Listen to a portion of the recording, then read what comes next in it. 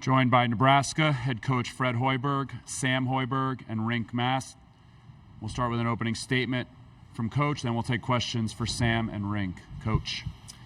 Yeah, I want to say, first of all, how proud I am of our guys for accomplishing something that has never been done in the history of Nebraska basketball, getting into the semifinals of this Big Ten tournament. And, I like where we are heading into this week, heading into tomorrow, where we will find out our fate. As I told the guys in the locker room after, one thing that is still, it was such a pit in my stomach last year at this time, a couple days earlier when we lost, because I just had a feeling we wouldn't be able to play again and I wouldn't be able to coach that group. And I loved that group that we had a year ago. It was such a fun group to coach. The blessing we have is we're going to be playing next week. And whether that's Thursday or Friday, we're going to have the opportunity to continue to compete and hopefully make a little run right here and continue to do things that have never been done with this program. I thought fatigue set in for us a little bit, and that's, we got home back to the hotel midnight last night and had to bounce back and play basically a 2:30 game this afternoon. That's hard, and I thought not only physically did we hit some fatigue, but I thought mentally, and we just didn't finish the way that we had ending the season winning 8 out of 9. And, our possessions weren't what we needed to have. And, defensively, they were beating us to loose balls. But, again, I blame some of that on fatigue. Give Illinois credit. They played unbelievable, the last 17, 18 minutes of that game. And it's an incredibly hard team to guard, especially when your guys are in foul trouble. When Juwan, picked up that fourth, that was hard for us. He's one of the keys on that end of the floor. Rink picking up 2. He was in a great rhythm on the offensive end. And Josiah picking up 2. I give Matar a lot of credit for going out there and giving us great minutes. I give Jeff Grace credit for going out there and getting us a steal late in the game. That's what it's all about at this time of year, is to have guys step up when their name is called. So, I'm proud of our guys. I like where we are, and, we'll know our fate tomorrow and learn from this one, get back on the court on Monday, and like I said, hopefully go out and make a little run. Questions for Sam and Rink. We'll start in the middle. Hey, Sam, Coach kind of talked about just the second half and fatigue, both physical and mental, maybe setting in a little bit from your vantage point. Did you kind of sense that a little bit, that the legs were getting tired and maybe the energy just wasn't where it needed to be? Yeah, personally, it did set in pretty quickly. I think on that step back where I kind of had to take it late in the clock, I kind of felt my legs both of them started to cramp a little bit, but I took something that kind of took care of it for me. But I didn't play that much yesterday. Other guys played more than me, so I assume it was kind of the same way. We don't want to make any excuses for why we played bad. We could have been better. It wasn't just because of fatigue. We just got to be better the next game. All the way on the far right front row. Hey, Rink, obviously you came out hot to start the game. Did it kind of mess with their rhythm with the foul trouble? Was it hard to get it going a little bit after that, after sitting? Yeah, looking back at it, at the half, I was super cold, and then during halftime, you try and get going again. But the foul trouble definitely didn't help with getting back in that rhythm that I had at the start. More questions for Sam and Rink. We'll go back to the middle front row. Sam, I guess going forward now, there's a big opportunity that waits you guys next week. How quickly are you guys going to be able to turn the page on the sting of this loss and kind of look ahead at the opportunity that awaits you in the next few days? Yeah, we're going to do what we've done all season, and I think we've done a pretty good job bouncing back from losses, and we're going to learn from what we did wrong and see who we're going to be playing tomorrow and just start prepping for them. But we're not going to do it any different than what we've been doing all year, and hopefully we can bounce back in the first round. Stay right in the front row. Yeah, Rink, same question for you. Just, yes, today stung, but how meaningful could this next week be, just with the opportunity that presents itself for you guys? Well, over these last 2 games, we've shown that we can play with the best of them. Coming into this tournament, winning the last 6 out of 7 or whatever, we've shown that we're a good team, and this one stings. So I hope this one gives everybody a little bit of extra motivation to not lose anytime soon. But we got to take it one game at a time. We'll hear tomorrow who we play and start prepping for that and put our best game forward for that game. Anything else for Sam or Rink? All right, you guys can head back to the locker room. Good luck in the tournament. We'll continue with questions for Coach Hoiberg. If you have a question, we'll start right in the middle. Hey, Fred. When did you know that CJ was sick and wasn't going to be able to play today, and how did that affect things for you guys today? Yeah, CJ, he gave it a go in warm-ups, and he didn't feel good. He was throwing up after the game last night. That carried over. He didn't get much rest, and unfortunately just wasn't able to go. He was feeling pretty miserable. You could see it in his face and his eyes. He didn't get any sleep last night.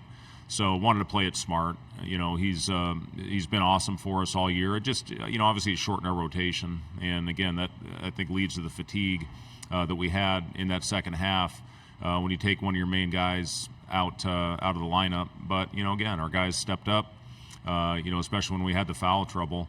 And, again, Illinois gets a lot of credit for how this game ended. I mean, you look at Terrence Shannon making 5 threes and getting to the free throw line 16 times. And, they took advantage of some matchups out there as well.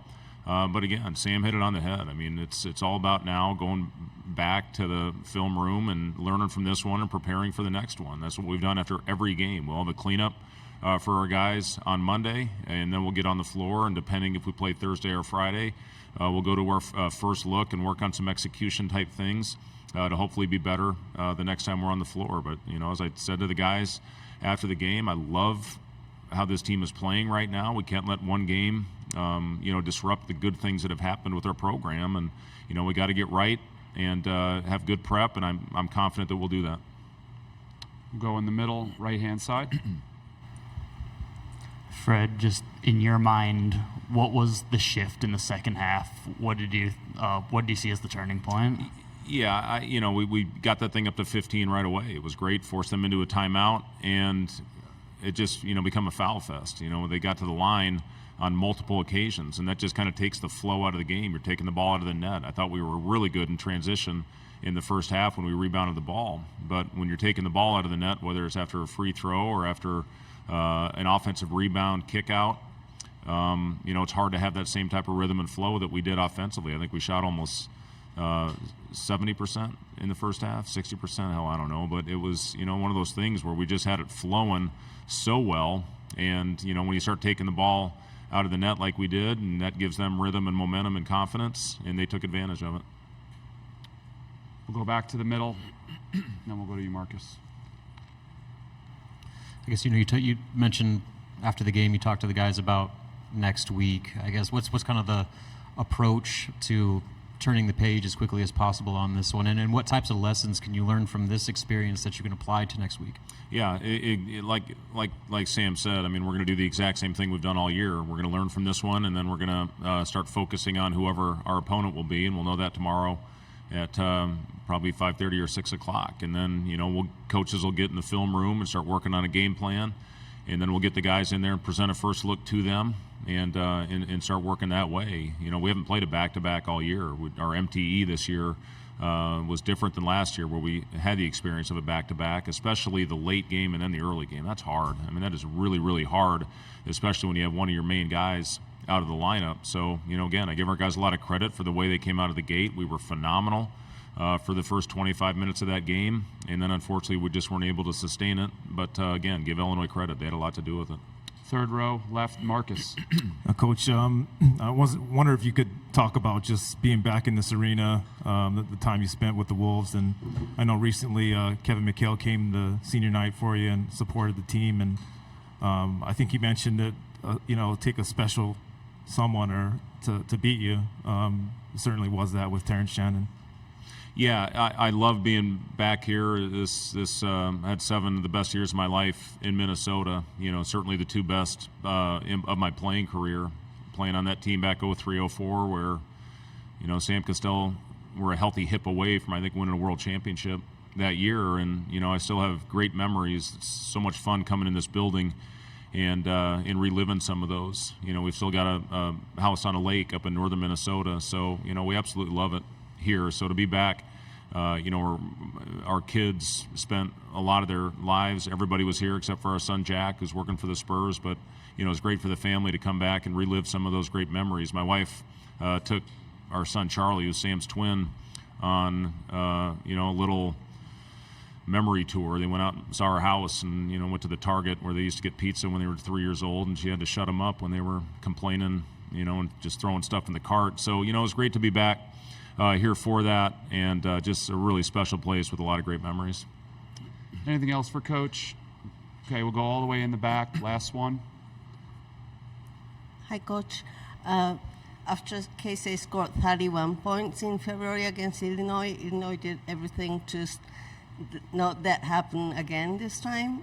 What did they do differently, and how do you think KC played against that? Yeah, I mean, Terrence Shannon's one of the not only elite offensive players, but he's a great defensive player as well. KC missed a couple shots that he's been making, and I think he had 3 or 4 open ones early, and he makes those. Maybe he does have another 25, 30-point game, but he didn't, and some of that may have to do with his legs after playing a lot of minutes last night and making some unbelievable plays for us with his 24-point game yesterday. So, I think Casey's in a great place. He's playing with a lot of confidence right now. I thought he forced the issue a little bit late, when we should have had better execution, but he's got the confidence to make those shots. I thought he had a couple one-mores that were there as well. And again, we'll watch those and learn from it, and hopefully have a better 40-minute stretch in the next one. We're going to need it. We're going to play a great team next week, and we're going to need everybody. But they're all on board. They're ready to go, ready to start preparing,